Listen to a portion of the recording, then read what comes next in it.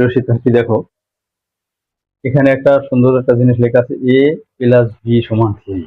তার মানে আমি প্লাসের বাম পাশটা এ বলতেছি, ডান পাশটা বি বলতেছি।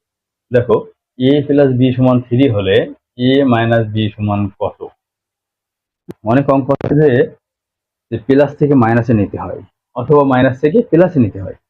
না নিলে অঙ্ক হচ্ছে না। বড় অঙ্ক করার জন্য অবশ্যই এটা খুবই দরকার। হ্যাঁ, তো এটা যদি এখান থেকে ভালো করে শিখে নিই যে প্লাস থেকে কিভাবে মাইনাসে যাওয়া যায় বা মাইনাস থেকে কিভাবে প্লাসে যাওয়া যায়, এটা একটু শিখে নিই। দেখো, এটা দেওয়া আছে, আমার প্লাসের মান দেওয়া আছে, আমার মাইনাসের মান লাগবে।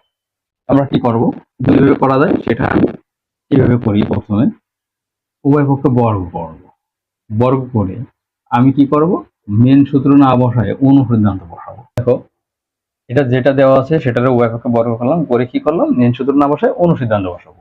এ প্লাস বি হোল স্কয়ার সূত্র কি, A minus B whole square plus করে।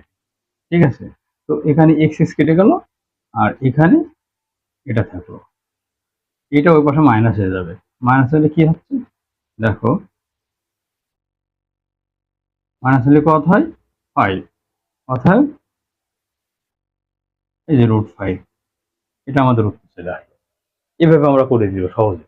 ঠিক আছে, যে প্লাস থাকলে মাইনাস আসা বা মাইনাস থেকে প্লাসে যাওয়া, উভয় পক্ষে বর্গ করো, অনুসিদ্ধান্ত সূত্রটা বসায়।